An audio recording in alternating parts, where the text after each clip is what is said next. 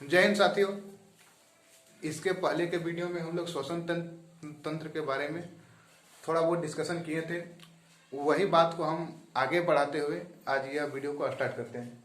चलिए देखते हैं। श्वसन तंत्र में हम आपको उसका स्ट्रक्चर बताए थे और स्ट्रक्चर में बताए थे उसमें से मेन भाग श्वसन में कौन सा काम आता है।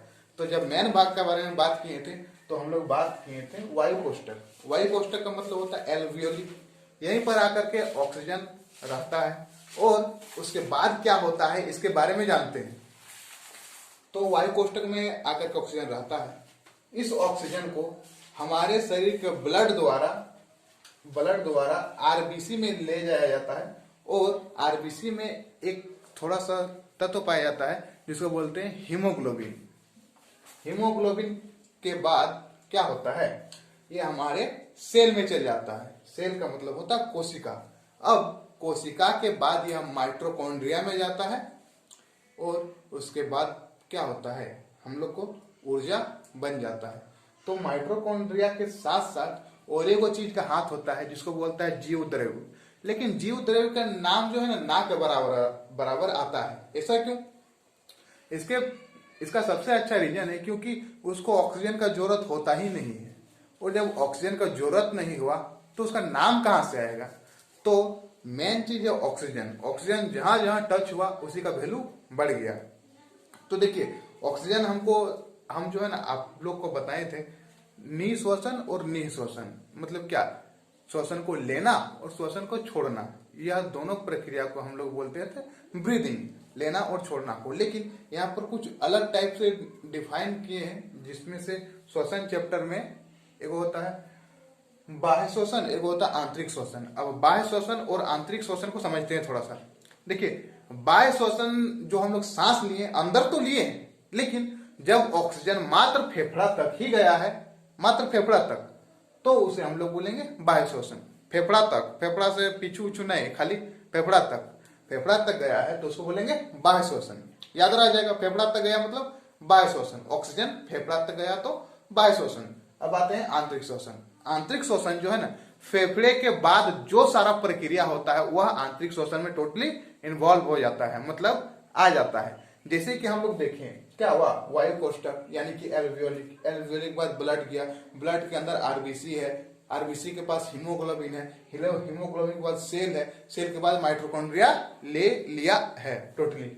तो आंतरिक श्वसन में देखिए सबसे पहला नंबर बात आता है माइटोकॉन्ड्रिया। तो देखिए माइटोकॉन्ड्रिया क्या होता है, एक प्रकार का सेल है, सेल चैप्टर में बताए हैं, इसका काम है ऊर्जा बनाना। तो देखिए ऊर्जा कब बनाएगा, जब इसके पास ऑक्सीजन रहेगा।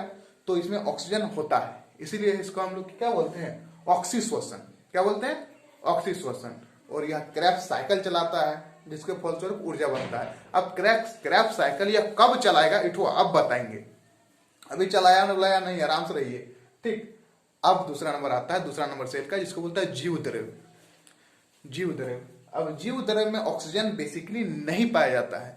अब ऑक्सीजन नहीं पाया जाता है उसको बोलेंगे अनऑक्सीश्वसन।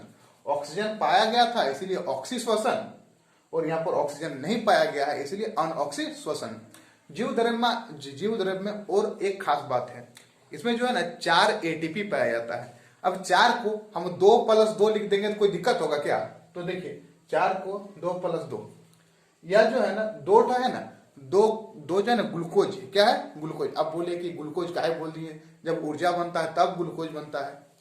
ऊर्जा के फलस्वरूप मैंने ऊर्जा क्या 38 एटीपी मिलके ही तो ऊर्जा बनाएगा, ऊर्जा यानी ग्लूकोज। लेकिन यहाँ पर हम ग्लूकोज बोल दिए तो ग्लूकोज जो है ना वो ग्लूकोज नहीं है जो आप सोच रहे ऊर्जा वाला। यह जो है ना फॉर्म में पाया जाता है, यह फॉर्म थोड़ा डिफरेंट होता है। जैसे कि आप लोग आटा और रोटी दोनों तो सेम ही चीज का बना हुआ होता है, लेकिन आप आटा खा सकते हैं क्या? आटा नहीं खा सकते हैं। आटा को जब आप पानी में सान दीजिएगा, उसके बाद पानी डालिएगा, नमक डालिएगा, आराम से क्या बोलता है गोल गोल बना लीजिएगा, उसके बाद तवा में तल दीजिएगा, उसके बाद उठा कर खाइएगा तो खा जाइएगा। तो ये ग्लूकोज ना वही ग्लूकोज है, सूखल आटा फाकिएगा 4 दिन में टपक जाइएगा तुरंत, ठीक ना। इसीलिए वह आटा का उपयोग नहीं करेंगे। आटा को हम लोग रोटी बना के खाएंगे ना, तो वही आटा वाला सोच लीजिए ग्लूकोज है। अब ये ग्लूकोज को तोड़ देता है। अब किसी भी चीज को तोड़ता है तो तोड़ने का जो प्रोसेस होता है, ये जो तोड़ने का जो प्रोसेस होता है ना उसको बोलते हैं ग्लाइकोलाइसिस। क्या बोलते हैं? ग्लाइकोलाइसिस। दो एटीपी यानी ग्लूकोज को तोड़ने का जो प्रोसेस होता है उसको बोलते हैं ग्लाइकोलाइसिस। यह ग्लाइकोलाइसिस के फलस्वरूप दो गो पायरुविक एसिड बनता है। क्या बनता है? ग्लाइकोलाइसिस के फलस्वरूप दो गो पायरुविक एसिड बनता है। अब ये दो गो पायरुविक एसिड बना, बात तो पूरा सही है। अब पायरुविक एसिड है क्या? तो देखिए, पायरुविक एसिड बेसिकली कुछ नहीं है, यह क्या है? एक एटीपी का फॉर्म है, लेकिन इसका वैल्यू थोड़ा बढ़ गया है। एक पायरुविक एसिड बराबर हो जाता कितना? 18 एटीपी। एक का हो गया 18, तो दो का क्या आ गया? 36। 18 दूनी 36। अब देखो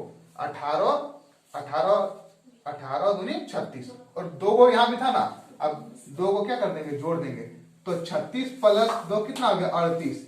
इसका मतलब मेरा 38 एटीपी हो गया कि नहीं? अब ये जीव द्रव्य क्या करेगा? ये 38 एटीपी को ले जाकर के माइटोकॉन्ड्रिया को दे देगा। अब यह माइटोकॉन्ड्रिया क्या करेगा? अपना ऊर्जा बनाएगा, क्रैब साइकिल चलाएगा और 38 एटीपी का निर्माण हो जाएगा। मैंने हो गया है, उठो ले जाकर एक बार घुमा देगा, हो गया काम। तो हमारे शरीर में ऊर्जा बनने का काम खत्म हो गया।